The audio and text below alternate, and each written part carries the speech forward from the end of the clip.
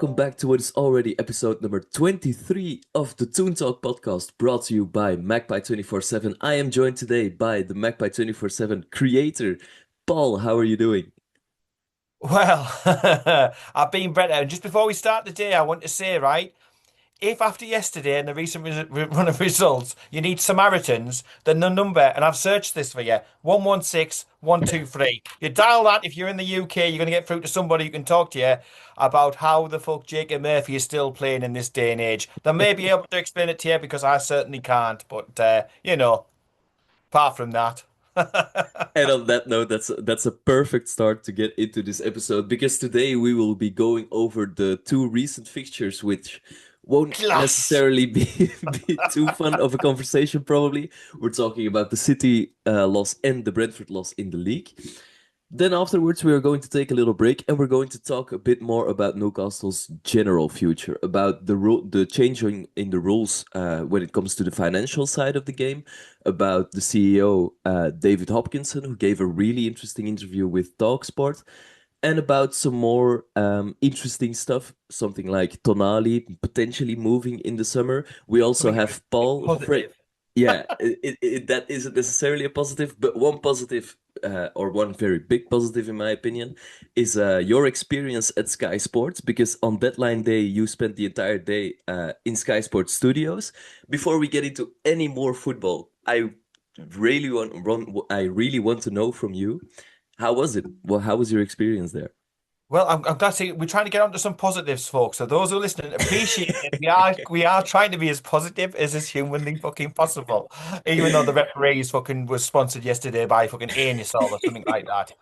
What an annoying bugger he was. But yeah, Sky Sports, I mean, what a day, what an experience. Went down on the Monday, came back down on the Tuesday. A long old day, to be honest, with the travelling, then straight into Sky, meeting everybody, going around, looking at the facilities. It is like a huge campus over there. Mhm. I don't really think you get the sort of sense of it when you're just watching, whatever station, but all the different studios, that literally what seemed like thousands of staff. There was staff everywhere, to be honest. State of the art. I mean, very, very nice surroundings, facilities. I had Michael Dawson shouting, "How are the lads?" and jumping over like he scored a goal or something like that. Where it's like I would just walk around the corner. I was like, "Oh, well, who the hell are you? Who the hell are you?" Then I recognised who it was. Um, but yeah, absolutely and utterly amazing. Obviously, got to meet Jamie Carragher Mhm. as well. Monday Night Football appeared on that. Sky Sports News. I was there for a couple of hours. So yeah, a very, very long day. I was ready to drop by the end of it. It was actually went into the Tuesday before we got back to the hotel. Mhm. But yeah, I mean, out of my comfort zone, a total and utter different type of experience. I always said I always used to hope just a little bit that I might get the opportunity to go on the radio or something, on Radio Newcastle, with Reyes and John Anderson. Mhm. Now, hopefully, one day I'll win a competition and I might be able to do that. But in the meantime, I got to do that. All the different Sky Sports News presenters were coming over talking. And it just seems to me, I think when you're wearing a Newcastle shirt, I think people just automatically sort of draw over to you and have that conversation and laugh and the banter. It was all very, very relaxed, as well. And like I say, even Jamie Carragher, who obviously I had preconceived, ideas about and stuff like that Mhm. because of what's gone on, obviously, in the past. He was very, very gracious with his time. Again, he was laughing and joking on, plenty of banter. And obviously, the fact that I walked into the Monday Night Football studios just Mhm. after Sunderland had won as well, he was like, "Oh, I'm sorry for you." Like I was like, "Yeah, tell me about it, tell me about it." I'm sitting here and I grit teeth. I was praying for a Burnley Yeah. win, some sort of result. I was slapping the Burnley person on the back at the beginning. Come on, and he was like, "No, I don't think we are." And by the end of it, I wanted to slap him for the other reasons. I was like, "Oh, you've let me bloody down! You've let me bloody down! You've let them lot win!" And obviously, the Sunderland supporter who they put in the same taxi back to the hotels. Mate, I was like, "Are you mad? Yeah, Is that's a that bit how this weird. works?"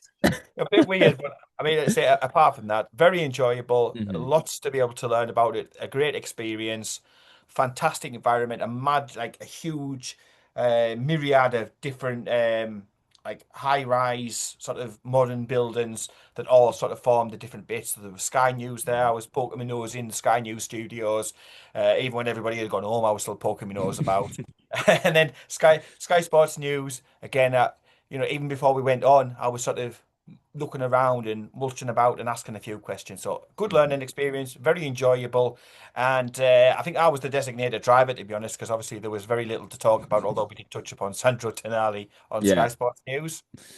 yeah. I mean, Sandro Tonali is probably going to be and still is a big talking point for the next couple of months, probably. On the Sky Sports experience, I am obviously insanely jealous that you got to be a part of that, but also I am grateful to the people at Sky that they do present people with these opportunities because, I mean, you've been working on platforms like Magpie 24/7 for such a long time. You're so knowledgeable about Newcastle that it's only fair people like you get a voice when it comes to Sky Sports, when it comes to football reporting.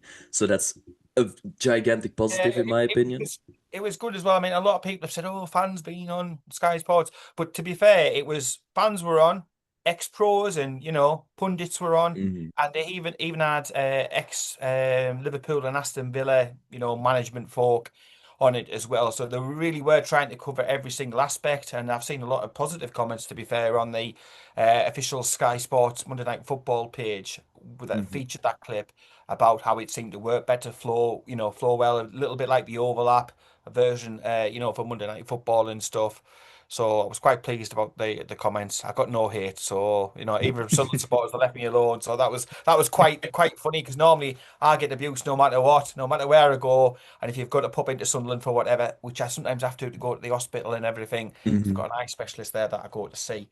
And when I do, I've had a few names called at me. I have been recognised once or twice, and called a few Geordie this, Geordie that, Geordie the other, which is all good fun, obviously. Yeah, But I exactly think that. any abuse of the Sunderland supporters on that one, and got some nice comments as well from Newcastle fans. Didn't obviously pretend because I know, but well, he's not. I'm not talking for anyone. I was talking about myself, my experiences, defending the badge, defending the club, putting people right when they needed to be put right, which I've done a couple of times actually as well. I was like, whoa, whoa, whoa! You actually check the facts, Caucus badge. I think you'll find this is the situation. Um, but yeah, a great day, and yeah, it's something very much uh, different and totally and utterly left field from me. I didn't know what to expect, but it was a great day, mate. Fantastic to hear. All right, with that positive news, I suggest we get into a bit more depressing stuff. Um, what game would you like? Paradise.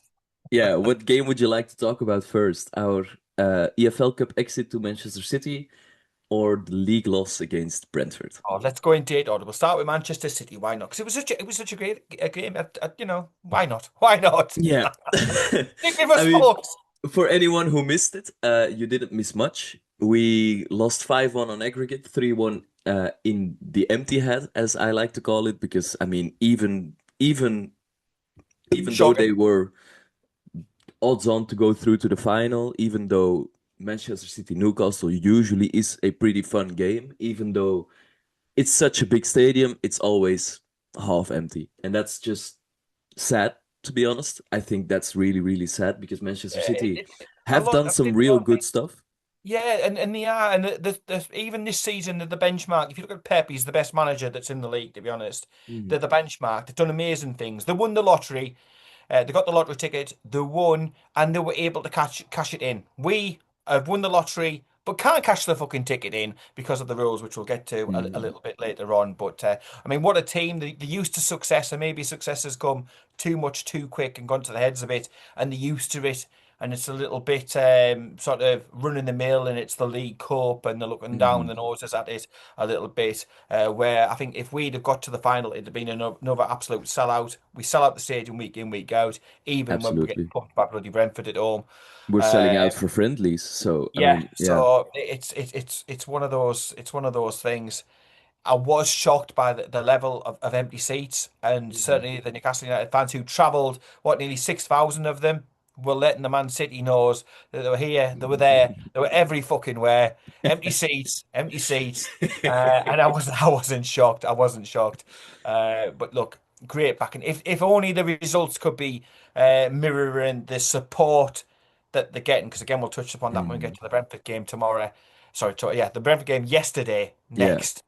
It was a late night, honestly. absolutely. But it's like the support is absolutely perfect, but the performances are absolutely nutty in the gutter. Mhm. But we scored. We scored. Yeah, agreed. I mean, when it comes to the City game, I came into this one with a fraction of hope, not that much hope, but a little bit of hope that maybe this could be one of those nights where we talk about it for 10 plus years, reaching the Carabao Cup final of the back of losing 2-0 at home to City, and then our players just pretty much turned off for the first 30 to 35 minutes, which is really annoying. Yes, we did create some chances in between the goals we conceded in that time, but to concede 3 goals when you're already 2 goals behind before before you even go back in for half time, that can't happen. That really That can't happen. To be honest, mate, the kick in the nuts came at St James's Park in stoppage time at the end of the game, and I sat there and I was absolutely gutted. I was sat back in my seat, just in the corner of the east stand, going into the strawberry corner, and I said to Carl at the time, I said that is a fucking hammer blow for our chances, because 1-0, you never know. A broken clock's right Mhm. twice a day. You never know. Last time we won down there was with a patched up side, a mixture of youth players and reserve team players, to be honest. We went down there and we got a 2-0. If we'd have just been 1-0 behind, a 2-0 would have been absolutely fine and dandy. Obviously everybody remembers the Rolando Aaron's game and stuff. But Mhm. to go there 2-0 down when we'd only scored 3 goals in all of the rest of the games at the stadium, it's a tall order to then ask for all of the same amount of goals that we scored there in our history to get there on one night. Yeah. And obviously, the start was the worst possible start. I'm sure to God, and this might be a common theme during it. I don't honestly think some of the players are listening. Some sort of noise generates in the background, but it's I don't think the players. I don't think the players are listening. Because surely to God, right, lads, it's important. 10, 15 minutes, 20 minutes that, I know not that they were a loud crowd, but we contain them, we don't concede, we get through that opening spell, we quieten Mhm. their crowd down, and then we're looking for set pieces, for corners, we're looking for counter attacks to try and get the first goal, and the first goal would have put the cat amongst the pigeons. It would have literally given their record. If we'd have been able to go in, get a goal first half, go in 1-0 up at the half time. They have not been playing particularly great, and they've been conceding goals in the second half. That would have given us a cat in hell's, type of Mhm. chance over the game, I felt. They'd rested players. That wasn't their full strength team. And we just basically, I mean, we didn't even lube up. We literally dropped our shorts and went, just have fun. That's basically what we did. That was the first half in a nutshell. Yeah, yeah, I tend to agree. I think Eddie Howe pretty much came with the exact tactical plan that you just laid out. Given the fact that he started five at the back, which is something we haven't done too much this season. But when we have done it, I think I like the fact that Lewis Hall gets more space to be creative when we play in the back five. Yeah, That's a positive to me. But we are too porous in midfield to play two two people, especially when Bruno isn't there. When Bruno Guimaraes isn't there, we almost need four midfielders, let alone three. So when you have Willock playing behind, and I say behind kindly because he drifts out wide a lot, behind Voltemade and Gordon, which I still don't like as a front two. I mean, when I saw that lineup, I already felt like this might not be our night. yeah. That's exactly what I felt. And I'm sure that the Man City lot, Pep in the shape probably got quite a wry smile when they saw that the team, and basically the way that they were setting up. You hope your fullbacks can push on, but the trouble is as well, and I've said this on Sky till I'm blue in the face, and I was actually told by Tim Sherwood that no, that wasn't the case. But our fullbacks are so important to the way we play. We play so Absolutely. narrowly, and they're so in a straight line, the midfield normally, that we need our fullbacks or wing backs or whatever that they're playing in that game to be bombing on. But when you've got who we've got at the moment on the right hand side, it's just impossible. He cannot physically do it. Mhm. You can't expect a fish to climb a bloody tree. You can't expect a giraffe to go swimming in the ocean. It's just the laws of nature. We are missing having that Tino and Lewis Hall pair in tandem for us big time. And I just think no matter what, who you play there, if it's Jacob Murphy, if it's Kieran Trippier, I don't care who it is, Anthony Elanga. It is a square peg in a round hole on that right hand side. Lewis Hall can do both roles absolutely fine. I said yesterday in yesterday's game, if we had a decent solid left back, I'd even put him further up because he can take people on. He has got a shot in him. Hmm. He will get the crosses in. But literally that back three centre backs that we started with ended up being a back five for most of the game because it was backs to the wall, all hands on shape. And it just gets a mess. How are you supposed to do the offside trap when there's so many people around? That creates issues. You've got people both trying to do the same job. You're getting in the road. It's not clear. And then again, from when you start so deep, and this is a common issue, I think, in all of our games recently, we start so bloody deep that to score a goal, we've got nobody further enough in advance. So they're having to run literally from our own box all the way up the pitch, do a hat and bin half it, and knock one into the net. And that isn't going to happen. We're not in good starting positions. And after literally the first couple of minutes, I said to them, I said, well, there goes that. What a loadish, absolute, crap. You had to keep them quiet for at least 15, 20 minutes. Do the basics right, do the nitty-gritty right, stay in the game, and then you never know.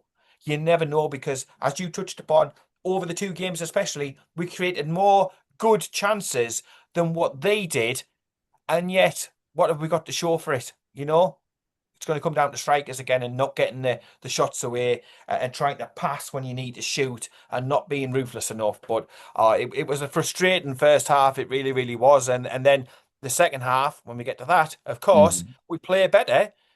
But in saying that, Man City knocked the car out of gear, knocked it into neutral, and thought, you know what? Hurt us. Bring it Yeah. on. Because if you get too close to us, we're just going to switch it back on, and we'll probably blow you away again. So second half was better. I was encouraged. We got the goal, a good goal, very good goal by Yeah. Elanga, who was on the bench for tomorrow, for yesterday. Tell you, Hmm. days are getting mixed up at the moment. And you're thinking, come on, just give it a go. Try and win the game on the night. I mean, we won the second half. Yeah. Woohoo! Yeah. We won the second half. It's just a shame we didn't start with the right mentality, and um, I honestly don't think that some of them players are listening to the instructions that they're given. In all Yeah. honesty, because and it's really, really frustrating. It's a lack of respect to a man who's done a great deal for our football club in Eddie Howe. Let's treat him with a little bit of respect because the grass isn't always greener on the other side Hmm. and everything. And I think it's a little bit shameful because the players who we've got in are better than what they are producing, and certainly better than what they produced in that first half against Manchester City. Bruno or no Bruno, I know the record's terrible, Hmm. but goodness me, we were so shocking in the first half. Yeah, I think I completely agree with nearly every point you've made there. On the defense, Lewis Hall, for example, I think it is really important for us that we get him high up the pitch, that we get him in dangerous areas to create, because he's one of the only players who can actually create in this team. And like you said, all City had to do is throw it into neutral and just wait us out, because there is literally no chance in hell that we are scoring 5 goals within one half of football. That just can't happen because we don't create enough for any of our attackers. Um, but to take yesterday's result with this discussion, because I think there was something really interesting in the positioning of Lewis Hall that shows us a lot of what's, in my opinion, going wrong defensively. And a lot of that just has to do with the fact that our defense is shot to pieces physically, in my opinion.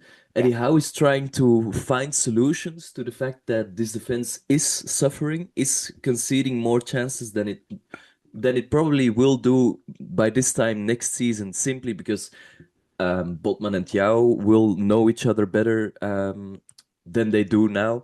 They will have had more minutes next to one another because Botman still missed a lot of this season. Hall missed a lot Yeah. of I this mean, season. Ian, Livramento hasn't been there. fuck me. Talking about minutes, these lads should have more minutes than any Yeah. fucker else in the league. I do feel sorry for the defense because they are having to play every single game, and Hmm. again touching upon yesterday. Yesterday to me was an opportunity to try and rest Chow. He's played 34 Yeah. games, I think, in a row, and he looks jaded, physically and Hmm. mentally jaded.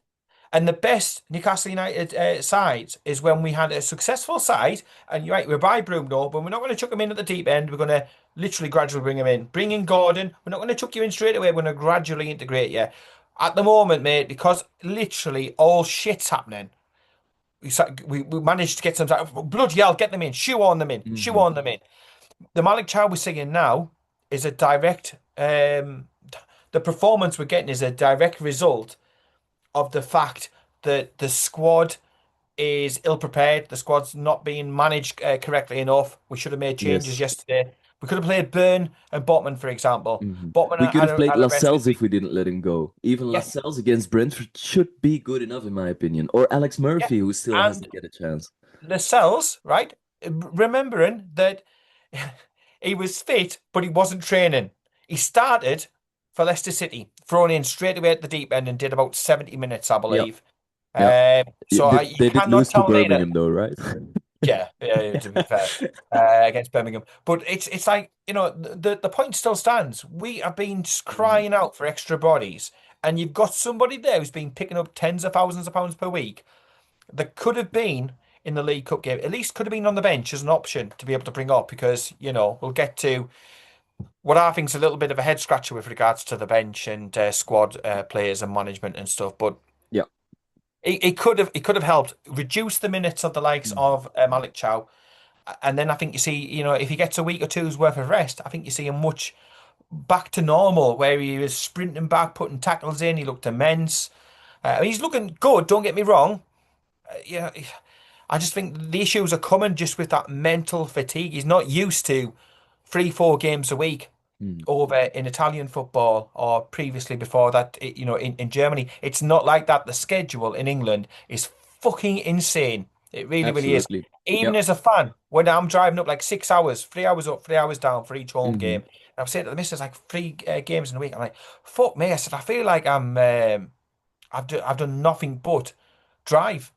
Um, Yeah, yeah, you're but right. that's exhausting and mentally, and obviously preparing everything in advance for Magpie 24/7 for when I'm driving up.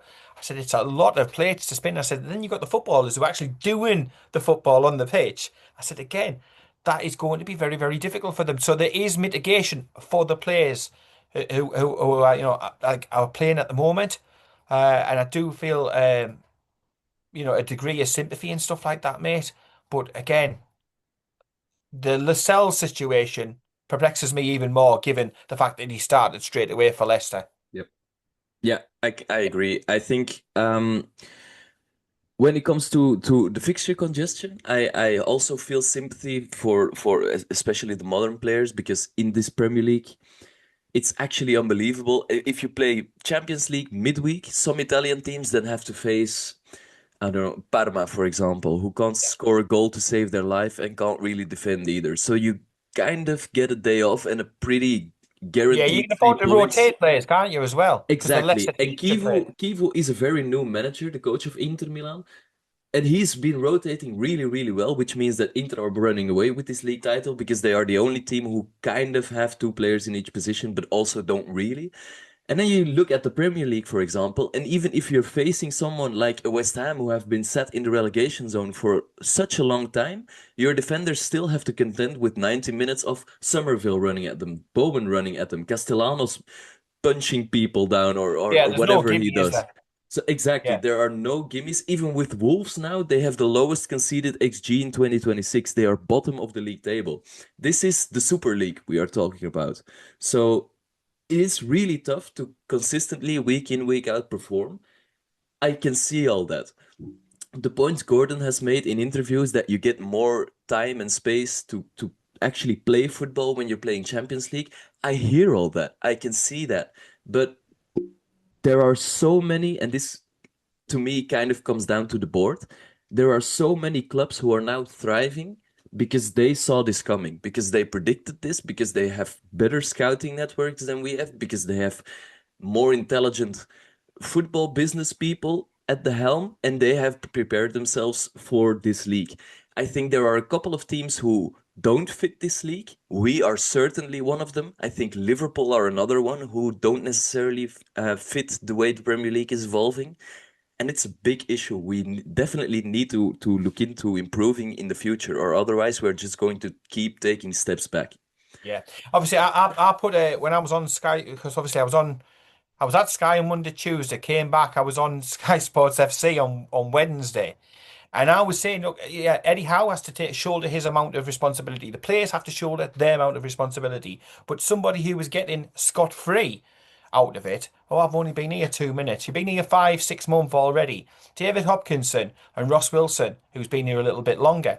Um, you've got to give somebody the tools to do the job. You know, if Lewis Hamilton's pit crew don't do a good job on the car, then Lewis Hamilton can't win a race because the car's a bit naff, because the car doesn't have the improvements and the upgrades that it needs. So I felt that these guys are getting away with it a bit too much. Now, look, at other clubs as well, you don't have relatives of the manager in important positions. Hmm. At Newcastle, we do. It's a little bit more family-esque and stuff. Even at Manchester City, you've got Hugo Varna, the ex-Newcastle United, um, midfielder, ex-footballer who's gone into the world of business and corporate and football networking, doing a great job there. You've got other examples at other clubs like Arsenal where it works really, really well. And you've got a mixture of ex-players stepping into, management roles, and you've got very, very good, competent people as well. You haven't got friends of friends. It's not a Hmm. mates club. It's not, family members and out like that. We need to evolve. We need to be leaner, quicker, better. We need to be again, we came up with Brighton. Brighton have nailed it. They sell somebody for £100 million. They know what the game is. They'll sell it to a Hmm. player, they'll bought them cheap, they'll sell them for £100 million. They'll already have the replacement in the reserve team. And the Yes. replacement for the reserve team, they will have identified already and they'll be working on. So as soon as that player goes out the door, the replacement moves in from the reserve team, and the replacement for the replacement is just being brought in to put into the reserve team. They have a conveyor belt system going, and that is why, Ian, that the move to the training ground, which I have been banging on about. I said on Sky Sports News, I said, David Hopkinson, Ross Wilson need to come out and communicate more, be better, and tell us a little bit more about the training ground. And literally a couple of hours later, Talk Sport, he's on talking about the exact same thing. Because with that training ground, not only is it the facility so we can attract better players, we can get the best young players in, improve them, sell them to the league, football league clubs for a small profit, get a couple who come through to the first team, make it, attract the interest of other clubs. They buy them for huge money. That money gets reinvested into signing other good players for the first team. But we also have this conveyor belt of talent coming all the way through. It's a tool. The training ground is a tool in a conveyor belt to circumvent the financial constraints. Look at what Chelsea are doing. They are absolutely and utterly doing what we need to do to a T. Oh, a Hmm. car park, we'll sell it, we'll sponsor it, we'll switch it to different names, they're moving things around. And I also said as well, and it comes back to the struggles that we're having at the moment, the ownership, the management cannot criticize Eddie Howe one little bit. Because why have they not sold training gear with sponsors on? Where's the training ground, the new training ground sponsor? Where's the current training ground sponsor? Where's the stadium sponsorship? You Hmm. know, where are all these other deals? Why is the stack sponsored by Seller? How much are they paying for that? Are they paying a lot for it? Because I want them to be able to pay a lot for it. You know, we can't complain about financial constraints and stuff if we're not overturning every possible stone. It's the dereliction of duties is what it is that we've not. Because if we'd have got the sponsorship for the training gear, for the training grounds, for the stadium, for the stack, anything else that we could have, even the women's team, all that extra money, mate, could have gone into signing. You know, we had £25 million when we're not doing our jobs correctly. Hmm. That could have been an extra 50, 60, 70 Yep. million pounds, and you could have signed a couple of really, really good players. We've not got the conveyor belt going, mate, of talent like what Brighton have, what Chelsea do. And people, oh, I Hmm. don't want a load of players. I do. I'll have 200 players, thank you, to be able to pick from. Yeah. Because the more players that we have, the more possibility that we're going to get some decent ones. Yeah, we don't Hmm. want somebody crap coming through. Stephen Caldwell, who's going to be there 2 minutes and just fuck off and not be that great. Peter Ramage, for example. Them are just names that come totally straight to my head. We want another Lewis Miley. And, Absolutely. we don't want the risk of this summer, we need to raise a few quid. Should we get a training ground sponsor? Nah. Should we get a sponsor on our training gear? Nah. We'll flog Lewis Miley. You don't want that. We don't No. want another Elliot Anderson. you know? Yeah.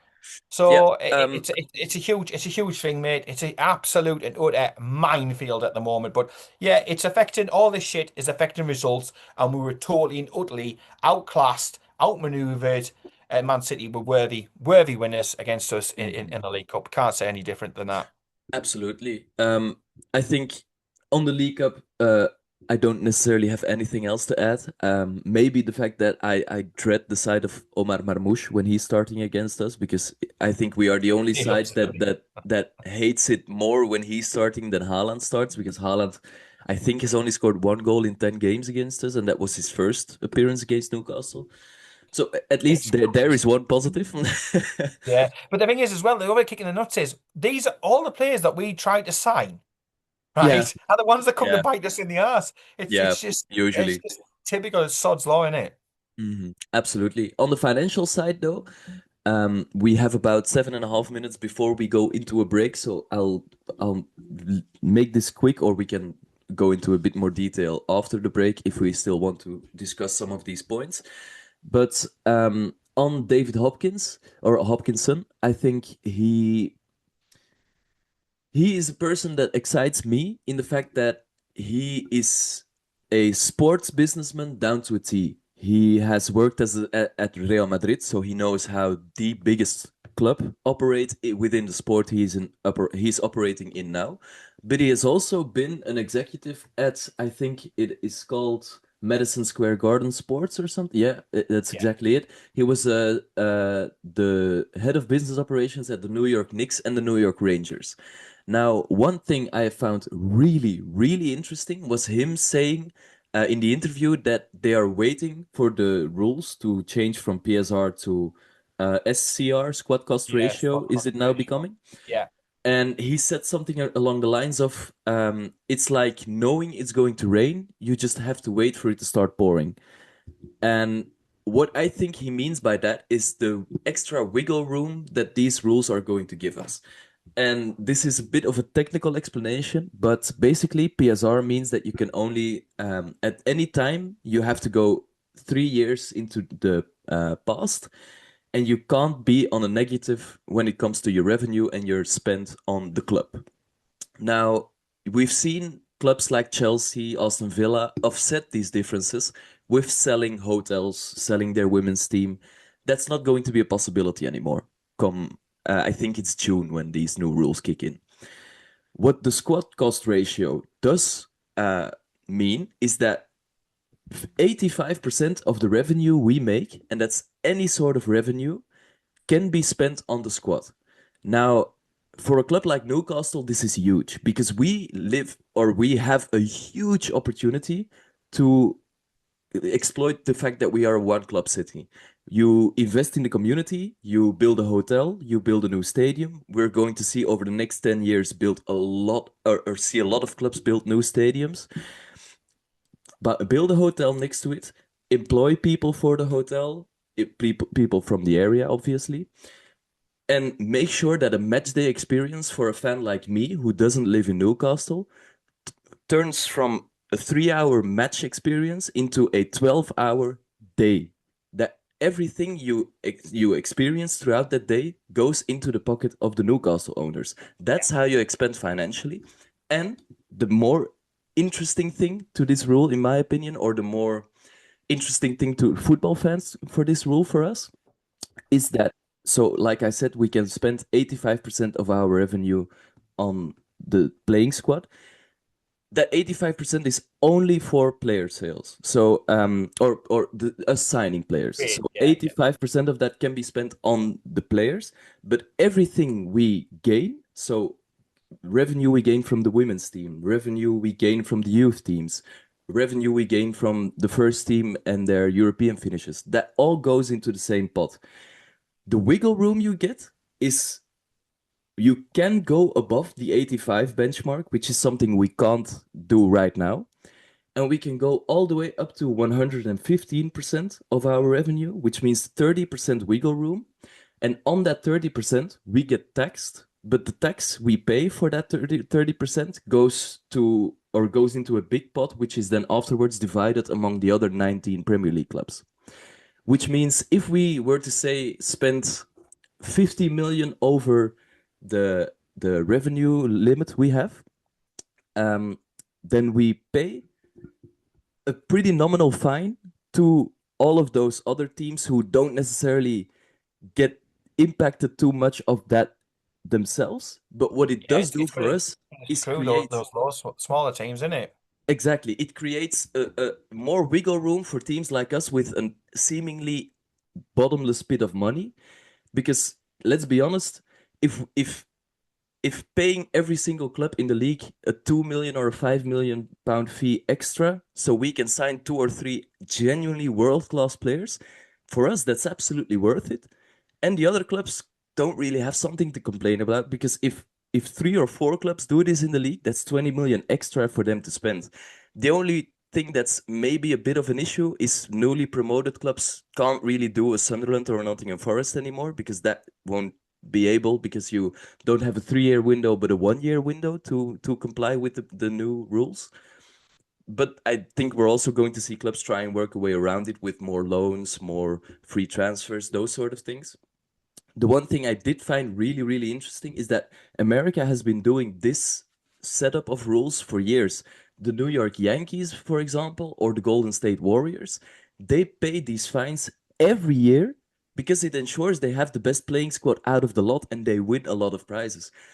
And David Hopkinson himself has been an advocate of those sort of rules. So I think we as a club will be looking to exploit them to their maximum Yeah. um, And possibility. obviously, we can bring in extra. There's loads of opportunities to increase that revenue up Yeah, and by, that's as I natural touched growth on, of everything healthy else. growth Yeah. of a football club. That's something Yeah. that needs to be encouraged, because I think, listen, this isn't going to be a popular opinion amongst Newcastle fans, but you can't just have clubs like Newcastle give them the ability to spend whatever they want, because what it means is that some billionaire can just walk in and buy, let's say, Preston North End, and have them promoted to the first division, spend £1 billion on them, and then realize, this project hasn't turned into what I hoped it would be, walk away, and then Preston are fucked because they don't have the revenue. They have spent money that isn't theirs, and that would probably mean they would eventually go bankrupt. So I do think it is important that these rules are in place, but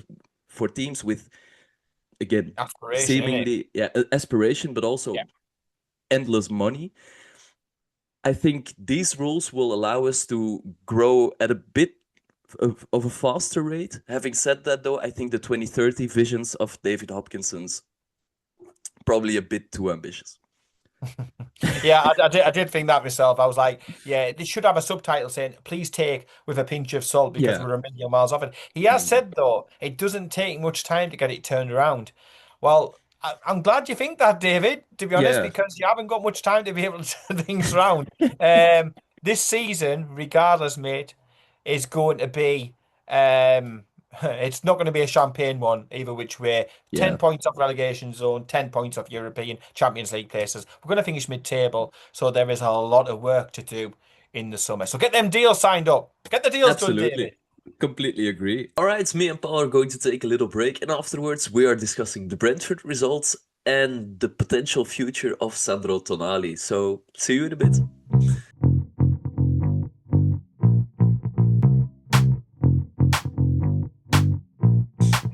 And here we are again after that break. Now, the Brentford game. Let's just jump in cold. Great, great. Um, a 3-2 loss at home. I think it's our second loss at home against teams we really should have beaten.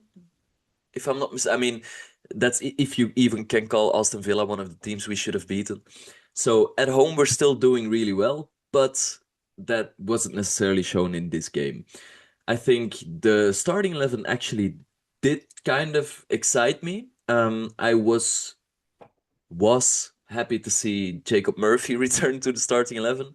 Not so happy You fool! anymore. Other than that, I think, yeah, Willock deserved to keep his place. Very glad Bruno Guimaraes is back, but unfortunately, it wasn't enough.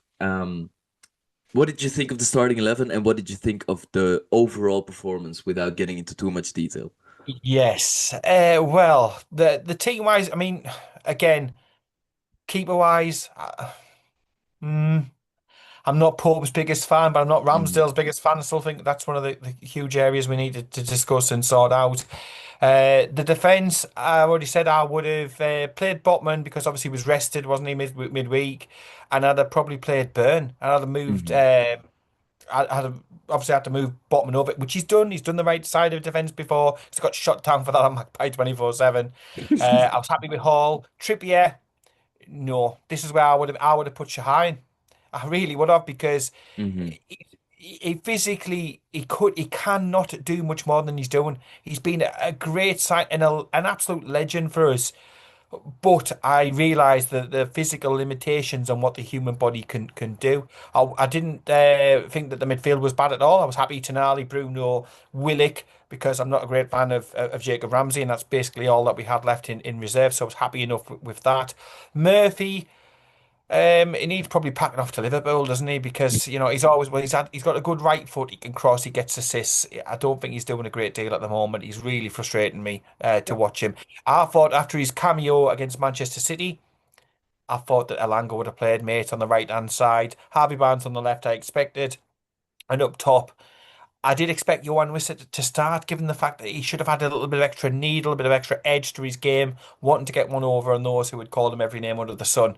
So I was reasonably again happy with that. So the Trippier one, I'd have played Shahar, but I'd have played him in other games prior to today, to be honest. Elanga, I would have had him for Murphy. But I think apart from that and the change in central defence where I would have had Burn playing alongside Botman and I'd have rested Chow. Rested Chow, I know, strange concept. That's what I would have gone with, but relatively okay before the kickoff with the team. No sort of real shocks. Yeah, um, completely agreed. Actually, I think Risa starting, I would have done the same thing against his former club. I mean, you would have thought he had a point to prove. I thought our midfield, in the first half at least, was pretty good. I think when we moved to a two-in midfield in the second half, that kind of got a little bit more porous because we started skipping the midfield in play, which I mean is a strategy, but also we don't really have the directness to do so. So that was a struggle for us as well. Gordon is out injured, so Barnes starting was to be expected, and I was happy to see him in his most natural position because, to be honest, he probably deserves to be starting over Gordon anyways. Yeah. And then Murphy, yeah, I was again, like I said, I was happy to see him return to the starting 11, but he pretty much was invisible throughout the entire game, and I'm starting to wonder. Elanga again, he scored brilliant goal against Manchester City. Actually, I thought he came on pretty okay. Not the Yeah. best substitute appearance, but he looked hungry. He looked like he wanted to create something, which is all you can really ask for him at this moment in time. But with his signing still, and yes, here I am again criticizing the Elanga signing. But one thing I have started to think about and was just thinking about when you said that Murphy maybe should be off to Liverpool already. In an ideal world, I think I would have kept someone like Jacob Murphy around for at least 1 or 2 seasons extra, because what he is he is a water carrier, like we say. He gets the club, he supports the club, he's from around, so he is really tightly knit into this community. And players like him, like Lewis Hall, like Dan Burn, are unbelievably important to get other players to buy into the project. So I would have loved to keep him around just for that, and I think he's a good enough player to keep around. But he's such a similar profile to Anthony Elanga, and Elanga is so much younger than he is. And we have to believe with the amount of money we have spent that Elanga has a higher ceiling than Murphy. Then you just have no other option than to sell Jacob Murphy if you want to bring in someone who can offer something different from that right hand side. So that's just another difficult position you as a club have put yourself in. So that's annoying. On Trippier, completely agree. I think he shouldn't be starting 2 games in a week anymore. I don't think even think he wants to be starting 2 games a week anymore. But Livramento's injury record is starting to become a real big worry. So we have to look at either fullbacks who can play on both sides or backup right backs, and maybe even keep Trippier around for 6 more months, something like that. It's difficult, isn't it? Because say the pro, the player, the man on the pitch, Trippier, he's got all the skills in the world, and he is arguably I would say probably behind Bruno. He's certainly up there in the top 3 or 4 most important signings under this project, Yeah. or without doubt. Because I've seen some critique of him, and I do think it's unfair. But you just I don't know. Like to me at the moment, I'd have him on the bench to be able to bring on after 70 minutes to see a game out. So he's up Hmm. against a tiring opposition player, and he can use his experience to see you and get you over the line. But to get you to the line in the first bloody place, you need somebody a little bit more younger. And look, I've heard Absolutely. lots of positive things about Shahar. I've heard a few critiques as well, but you're not going to know unless you Hmm. try. You know. Yeah. And the league, the situation we find ourselves in is that bad that it's getting towards the situation like last season where Spurs fucked the league off to prioritize Europe, to prioritize other Hmm. competitions. They knew they weren't going to go down. They knew they weren't going to qualify for the Champions League via the league, so they prioritized something else, and they were clever with the resources that they had available. And for us, this we are getting to that dangerous situation where we are, like I touched upon before, 10 points off the Hmm. relegation, 10 points off the Champions League places. We're not where we need to be. So should we prioritise other things if we haven't got the squad available? I would have been including, like when we were winning against PSV. Yeah. Why don't you bring Alex Murphy on for Hmm. 20 minutes? Why don't you bring Shahar on? Why don't you bring Parkinson on? What's the point of Yes. having them on the pitch, Ian, if you're never going to use them? Give them that experience so they get, "Oh, this is what it's like. Oh, I've learned a little bit of something there. That's another string to my bow. I can use that. I can develop. If they're going to get to the bench and then that's it, they're going to hit that level, then you know Hmm. what I mean? It's Even Trippier PSV cannot gave a do it. He debut cannot do against it us as to a much as I young like him. guy. Yeah. Yeah. But Shahar, I mean, I put a stat up about Alex Murphy. He was the most unused substitute, like for us totally. And Yeah. behind him was Shahar. So more substitute appearances without being called upon. And Hmm. then again, Parkinson. Because I've got quite a different theory for what I would do personally for the next match. Given the fact that I would have been tearing a few limbs in the dressing room after the match, I would Rightly have so. been.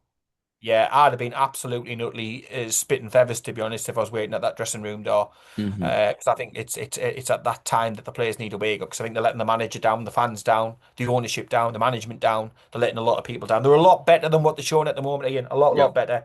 Yes. But I do feel sorry for Trippier. Yes, he's on all this money. Yes, he lives in a mansion. I've heard all of that. You feel sorry for? Yeah, I do because he's been asked to do something that physically he Hmm. can't do. And I think he deserves to be treated with a little bit more respect because I've seen some whoppers play for us, mate. I've seen the Jeremys, I've seen the Kapakas, I've seen the Marcelinos, Steven Givash. I bought the fucking shirt for Steven Givash, literally. I think I was the only fucker who did it. Look, I've seen the Desperate shite, times. but I can, I can appreciate quality. He's a quality Hmm. player who isn't able to physically get Yeah. up, up and down, and it's costing the team. It's costing him. He'll be as pissed off as what we all are. Hmm. He's got high standards. He wants the best and stuff like that. And he's got that relationship with Eddie Howe. He doesn't want to let anybody down. But Yes. oh, mate, yeah, Hmm. he, I he think did sadly. I think you only have to look at what Brentford did to turn the game around when we went in front to see that what you are saying right here is genuinely spot on because the one change that Brentford made was to swap Louis Potter and Ouattara uh, to have them swap sides.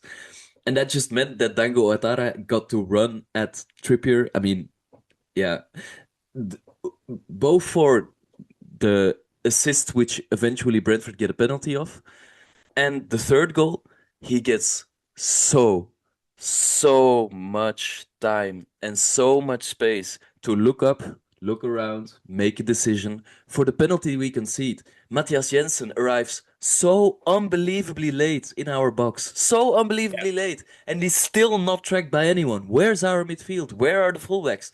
One thing that did my head in yesterday, and that is something that I think is a criticism on Eddie Howe, because that's a system issue and a misidentifying of your players' talents, in my opinion. When we were in possession and Hall was pushing up the field, Botman drifted out wide and Tonali dropped back in between Botman and Thiaw, which meant that our center backs were Tonali and Thiaw, and Botman was out on the left. Botman, who is basically, or Botman, who is basically our best one-on-one defender and the strongest defender we have. You get him out wide, someone who, let's be honest, really struggles when he has to run. You get Tonali in at center back who doesn't have the defense first type of thinking to just stay there, which meant that Thiaw was exposed consistently.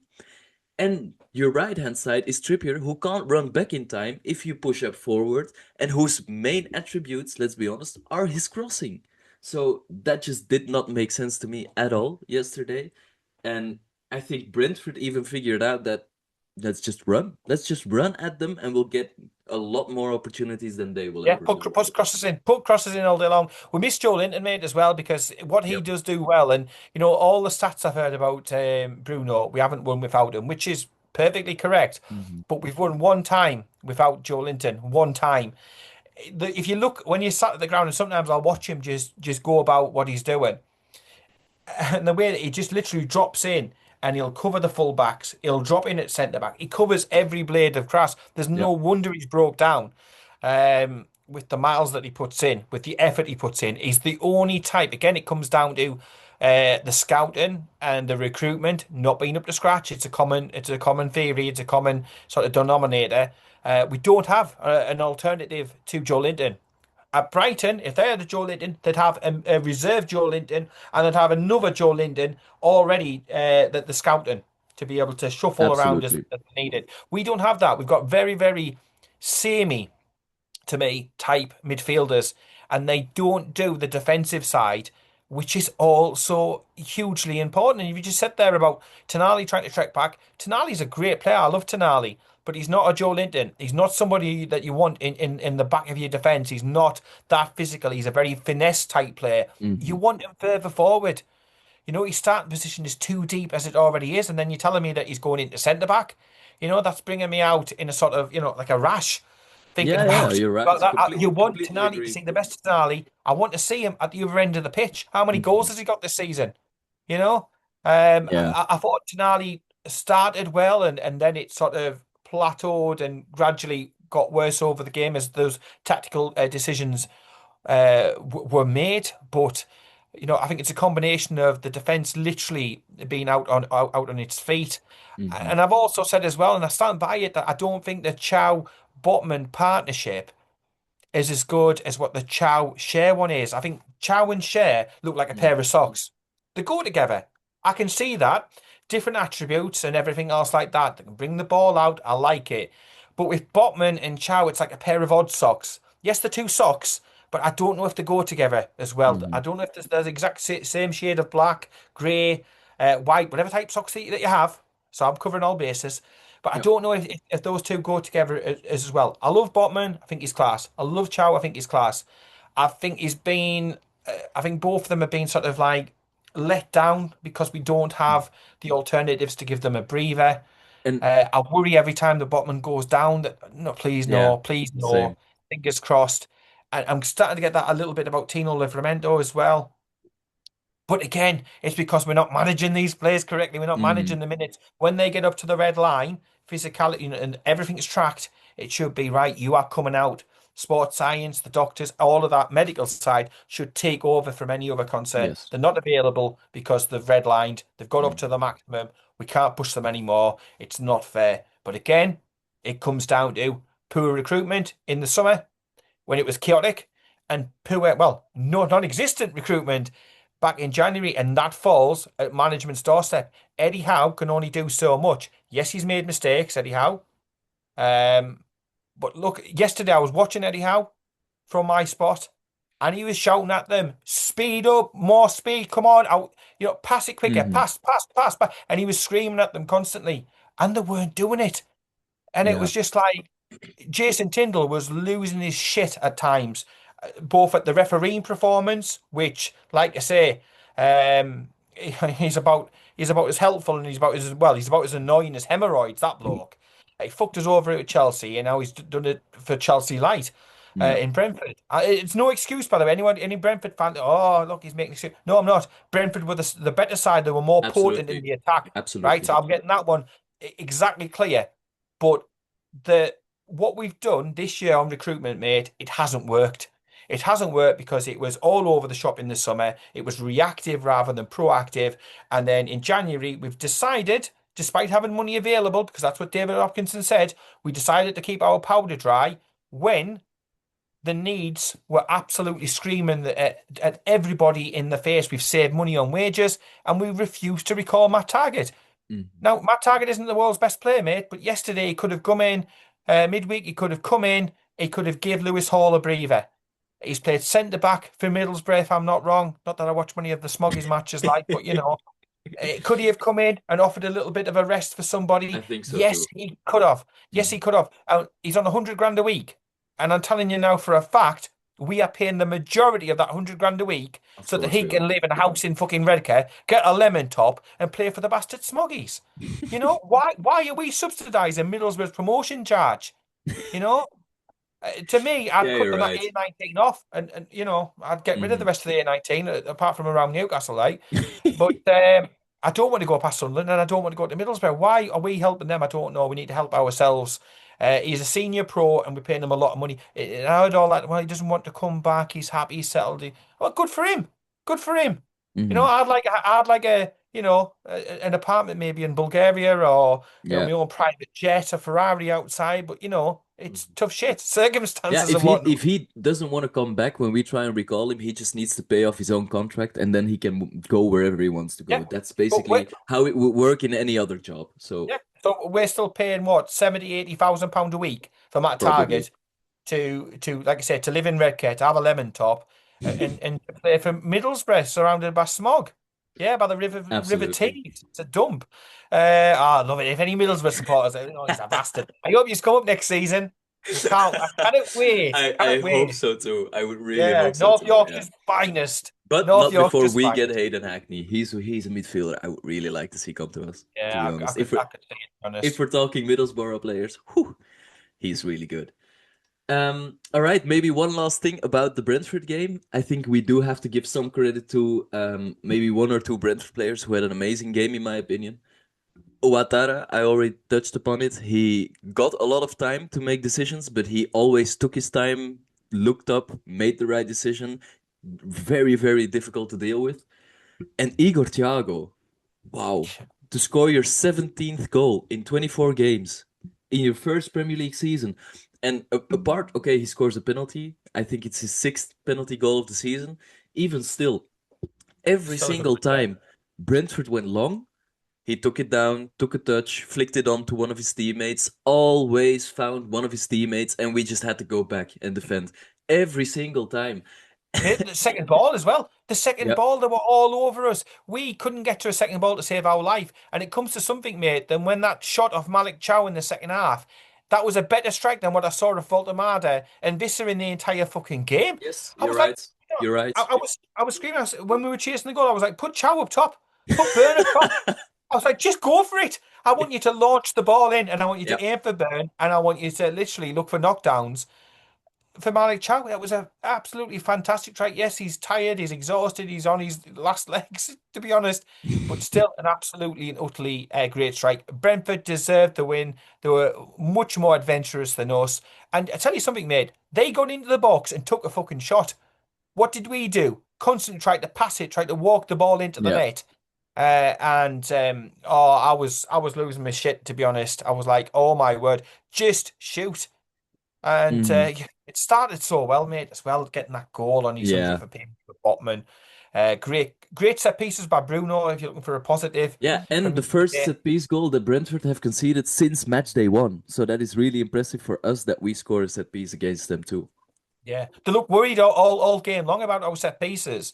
Mhm. And that's why it was frustrating when the referee was like, you know, some of their players literally were in the shorts of our players. Yeah, And I was again, like, it's a Thiago free with kick, it's Thiago. a free kick. Yeah. And you're like, whoa, whoa, whoa. But then again, exactly the same challenge the other way around. We slightly touch them. It's a free kick straight away. Yeah. But this is the same referee who didn't give the Gordon penalty against Chelsea, Mhm. but obviously That gave was them one. wild. One of Far one of my best friends is a Chelsea fan, and even he texted to Poor me, bugger. Newcastle should have gotten at least one penalty in this game. How they haven't gotten one is genuinely almost criminal. So the fact We'll that have another apology letter though sent by the referees.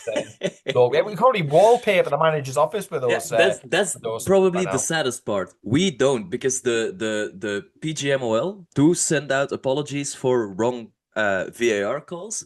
If you look at that, Newcastle should be, quote unquote, one of the luckiest teams in the league because apparently we have gotten 3 calls in our favor and 0 against us. Unbelievable. I think Mr. McGill Yeah. was compiling that list. Like, Yeah, when I saw that, I immediately unfollowed the page that shared that particular it's just that so particular frustrating, isn't it, post. mate? It's like Absolutely. it's like collectively, we're bang out of form. Hmm. It's so frustrating. Like we're struggling for scoring, we're struggling for fresh legs, Yep. and it's like we need a transfer window, isn't it? It really Yeah. is. Yeah, you'd say so. Um, Um, it's gutting, but again, I don't think could Eddie have done what look, we've all been critical about plan A, but he did change it at half time and he went mhm. for it and he changed the personnel and he made Yep.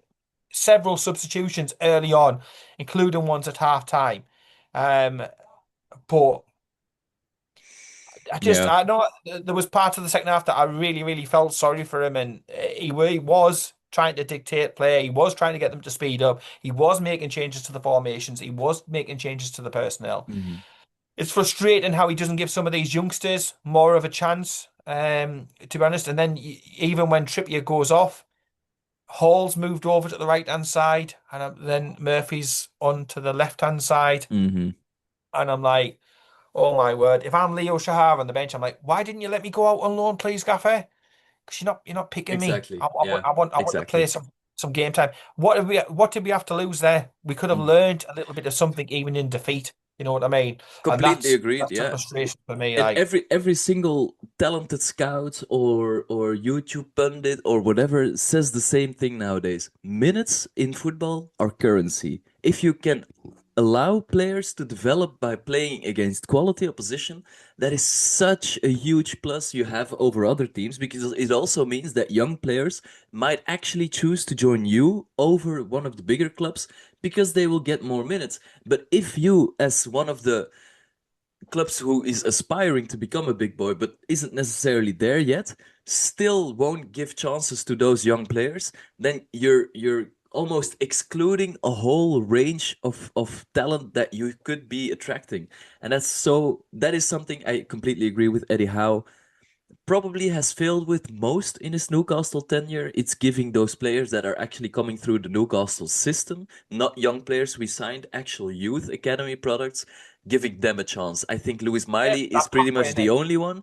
And the only reason that Lewis Miley actually got a chance was because of the injury crisis in midfield when we first reached Champions League football.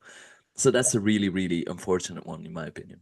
It is because again, even the Elliot Anderson one, if he'd have maybe showed a little bit more confidence and conviction and playing them Mhm. more often, we could have two If players straight away there. If we had a double pivot You of know? Elliot Anderson and Tonali, that would allow Bruno just to push on forward. That's maybe even the best midfield in the league. So yeah, you're spot It's on. it's good. But then again, Ben Parkinson and the likes, just give a chance. Hmm. If you're down in a match, what's wrong with taking Trippier off and putting Parkinson on top? We would have had Parkinson, a Or Sule. or 3 goals up in the last 10 minutes, for example. In Yeah, Champions League game, yeah, just give him a exactly. go. You never know, and I just think it's a learning opportunity. What are we going to learn by bringing Dan Burn on if you're going to play him as a defender with a couple of minutes left to go? I'm going to learn nothing new at all about him. If you're going to bring Jacob Ramsey on, the only thing I learned is that he looked more tired than the Brentford players who played the entirety of the match as they were running past him and round him.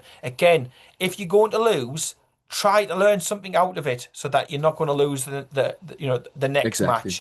So Because that would be my critique, not so much the Mhm. situation because, like I say, I've seen shit players, I've seen shit managers, I've seen shit times. I know the grass isn't always greener on the other side. I look at who else could come in right now that could do a better job than Eddie Howe. I don't know. Are we going to go down? No. Am I potentially writing this season off? I'm pretty much at that point at the moment. Hmm. It's just a game by game thing. Try to do your best in each game. We need another probably 2 wins to be able to say that we're definitely safe in the league. And the Sunderland match, to me, at this moment, is a non-negotiable on a win. Yeah. That is a huge pressure match. Get players back, Eddie, for that game. Get them fit and firing for that game. If that means playing some of the kids against Spurs, which is what I would Hmm. play some of the I would play some of these kids to see what's the worst that Yeah. could happen. We're And away and also victory. the Sorry, senior another squad. away loss victory. I mean, the senior squad as well is in such a negative spiral that I think it would actually give us something to look forward to if some of these young players are actually given an opportunity, because players like Leo Sahar, like you just said, like Alex Murphy, might genuinely look at a game against Spurs and think, "Oh, damn, this is my opportunity to actually impress some of the fans and the boss and actually get a positive performance going." And it only takes one of those games to turn around the horrible run of form we have been in. A little bit of like just enthusiasm might rub off on Mhm. some of the other players. And Exactly. what's wrong with having like that Park Sung-soo? Have him on the bench, give him a couple Yeah, of minutes. He looked all exactly. right. We had a young Brazilian score a hat trick in the reserve games. Why not reward that again with a substitute appearance Hmm. rather than put two goalkeepers on the bench? You Completely know, agree.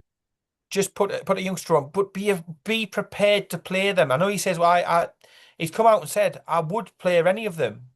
Would you? Because I've not seen the evidence of it. Yeah. Against Spurs, mate, I would make some wholesale changes. I really, really would. And I'd be saying to the senior pros, look, I am going to rest you because you're telling me that you're tired and you show me that you're tired, right? Hmm. Yes, the millionaires with the pampered lifestyles and, Yeah. the I best mean, sports science and chefs and stuff. But I'd say to them, look, I'm resting you. And I want to see I want to bring you back in for the next game and I want to see an improvement in your performance. And if you don't, I want to start thinking that it's not tiredness. I'm going to think it's an attitude problem. mhm. So I'll give you your rest for this game. I might even give you a rest for the Villa game. But when I bring you back in to play bloody Carabag or Caramac, as I keep calling them, which is a chocolate bar for some of you. I expect to see a little bit of a return, Hmm. Um, I would. What is the worst? If we play the same team that we've been playing time and time and time again, we'll get another loss because they'll be tired. They've got a Absolutely. ready-made excuse. So I'll And take that also, these excuse away players from just them. won't believe that doing the same thing over and over again will eventually see us Yeah, turn these results around. Something actually has to change, and then that particular change doesn't necessarily need to result in us being better, but the players seeing things change and knowing that this is a different system than the yeah, one and getting on your in which they toes. lost games. Again, it's all a mental aspect as much as it is a tactical thing. So it is really difficult, but we have to acknowledge zero wins in the last three Premier League games, I think it is. One Yeah, point one out of win the in eight. last, yeah, one win in 8 games in all competitions. That's a horrendous run. I think that this is the worst run that Eddie Howe has been in Oh, since yeah. taking over the mantle. Well, I'll tell you, from the Sky Sports day, I was sat next to the Bournemouth fan, funnily enough, for quite a long time, and we were talking. Obviously, got onto Eddie Howe straight away, Mhm. and a lot of the things he was saying about the last season, I said, "Are you sure?" A Newcastle United fan, I said, because a lot of what you're saying, mate, is a lot of what people are saying up here I at can the moment. imagine. Look, Yeah. he was like, "Look, he will always be a legend. We love him." But his favourites, his set formations, his set substitutions, his reluctance to sort of call Yeah. upon younger youth players, try something different. It was very He's much a lot what you hear at the match, at the same critiques and stuff. But mhm. he kept stressing, "But we love Eddie, we love Eddie." And I said, "Look, we Exactly, love yeah. Eddie as well. So that's not a question. You can be Eddie Howe in. So this debate, Eddie Howe in, Eddie Howe out. You can be Eddie Howe whichever way you want. You can shake it all about, as far as I'm concerned. But you can have critiques. You can say, look, I'd like to keep Eddie Howe. I appreciate what he's done. He's a legend at the club. However, why can't we have some more younger players brought in? Yeah. However, why can't we try a different formation? However, why can't we try a different approach to some of the games? Um, you know, because it is the definition of insanity is repeating the same thing and expecting a different outcome. I thought That's he looked exactly it. like he had the stuffer knocked out of him yesterday. So I am expecting something. There has to be a response. The players say that they want him to stay. The players seemingly care. Mhm. This is a bad time, and we have to support the club, the manager, and the players in the best way that we can. They were booed at half time. They were booed at full time yesterday. That's rightfully so. You've got to tell them you're Mhm. not impressed with their performance. Absolutely. But I will say, mate, the atmosphere, especially during the first half, and up to when we scored and just past it, was fantastic. The ground was pumping. Eddie Howe's name was being sang by all Mhm. 50,000 Newcastle fans who were in there. The club, the management, the players couldn't ask for anything else more from the fans than what they got. That was actually one of the best atmospheres there's been in a while. However, when they scored, it did felt again like you were kicked in the nuts and you were just sort of sitting there numb.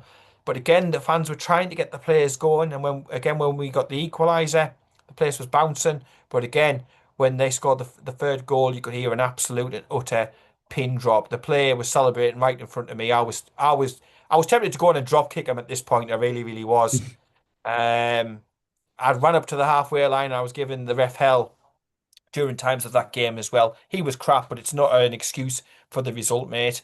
Um, but you can't ask at any other club. Eddie Howe would have been given absolute hell, mate, and he wasn't. He was supported, the players were supported, and the fans were very, very positive. There was nothing bad at Mhm. all apart from the booing at halftime, which is more towards the referee, Yeah. and the boos at full time, which you've got to expect because it's a crap result. Absolutely, and I think booing the team for a performance doesn't necessarily have to mean that you want the manager out. I think there's a big divide in the online fan base about Eddie in, Eddie out, and I think if you look amongst comments, for example, the Eddie in comments are predominantly the match-going fans, which are always, in my opinion, the fans you should primarily listen to, and the kind outsiders is a wrong word because they are still Newcastle fans, but the people who are watching this unfold from a distance kind of see this more as a cinematic piece, in my opinion, than a genuine sport. And in genuine sport, when you have such a good manager like Eddie Howe, and I still believe he's a fantastic manager, there is a way of thought that says give him the time to improve on the job as well, because there is no guarantee that Eddie Howe doesn't or won't improve in these things, won't eventually start taking more risks. Even though I do think Eddie Howe is probably the most careful man in Britain, Yeah, um, but very safe. Yeah, look, mate, you're right. He built the machine. He should be exactly. given the opportunity to repair the machine. He Hmm. knows that there's problems. He's held his hands up, and he's even said maybe it's something I'm not doing, and I need to look at myself. So it's not as if he's hiding away or shirking away. He's not a Steve Bruce coward. Oh, it's not me. It's the fans. It's the expectations of the fans. Steve Bruce was an excuse Exactly. merchant. He isn't doing that. So, yeah, I am still behind the manager. I still want him to succeed. The only way he's not our manager next season, mate, is if he gets the England job. That's it, as I far think as I'm so concerned. too. That's the only reason that the Hmm. club will change manager. I think so too. And I genuinely also do think I agree with that decision. I think Eddie Howe at least can get one more transfer period where he isn't the one in charge of making the transfers. He is just in charge of, listen, I need this kind of profile. Can you get it for me? My squad lacks this sort of player or depth in this position. And then have actual business people take care of those transfers, take care of the right profiles. I think that would also take a lot of the burden off of his shoulders, which means he gets more time to think about the actual tactical stuff. And I think that's been heavy on Eddie Howe this season too, Yeah. having to contend with all of the questions about the transfers, having the fact that in the back of his mind that he made the decision on those players. I think that's really heavy too on Yeah, him. mate. Look, the club's let him down. The club's let him down because we didn't have the right processes in place last summer. It was all Exactly. over the place. We didn't recruit fast enough. We took a year to employ David Hopkinson. We need to learn lessons. We need to get faster. We need to streamline the decision-making processes. Not everything needs to go through the PIF and Saudi to be ticked off. You've employed these people, trust them to do the job. They're clearly very talented, Ross Wilson, David Hopkinson. Give them the tools to do the job. Get on with it. And I think the shortest route to success is by keeping the current manager in place, improving the players, improving the systems behind the scenes, getting the people in who need to be, the experts, and getting on with this training ground. Get a spade in the ground. If the deal's been done, let us know. Do it now, 2 year build. In 2 years' time, we can be moving in towards the end of the season into a brand new complex. Let's start getting the players through the conveyor belt. Let's start selling and bringing players through on a pathway to the first team, making money, creating headroom, getting the sponsorship deals done to give us the financial muscle that we need to be able to operate in the current Premier League Mhm. climate. So get them done. Give Eddie Howe the tools to do his job before we then assess the job that he's done. Because at the moment, he's been here, he's been there, he's been every fucking where, and he shouldn't have had to. The club's let him down. The club need to stand by him. The club need to sort it Mhm. out, and they need to learn lessons, mate. I think that's some really good nail on the head stuff right there. The conclusions I've made from our, let's say, 1.5 hour chat is that right now things aren't going really well for us, but there are possibilities for the playing side to improve, especially when young talent is given more of a shot. Eddie Howe has stuff to improve, but we as Magpie 24/7 are Eddie Howe in, or at least we, Paul and me, are Eddie Howe in. Um, and uh, on the financial side of things, the rules are about to change. Let's wait and see on how David Hopkinson and all of the other people in our back room operate around those rules. Because let's be honest, someone like Tony Bloom, for example, has spoken openly about PSR as well, but in glowing terms because he has found ways to just not have to worry about PSR. That's what these business people need to do for us as well, and that's what we've pretty much covered on this podcast. Is there anything else you'd like to say on those topics or on the Brentford or Man City result? No, I'm just looking forward to these next four lovely away matches. I cannot wait. Yeah, it's Spurs away, Villa away, Karabakh away, and then City away in the league, right? Nice and easy. I expect to win in each. Good I lads. I think so too. On that really really positive note, we would really like to thank you guys at home for listening or watching. If you watch this, then you are probably on YouTube. Please like and subscribe to this channel. If you listen to this on Spotify, please give us a 5-star review and or any sort of review. Whatever you say it with chest, like some people say online. And we would also like to redirect you to Magpie 24/7 on all of our other social media platforms, Instagram, Facebook, Twitter. You know the drill. Some really, really impressive stuff every single day out there for your Newcastle fix. And we would like to see you in the next episode. Have a good one. Keep it tuned.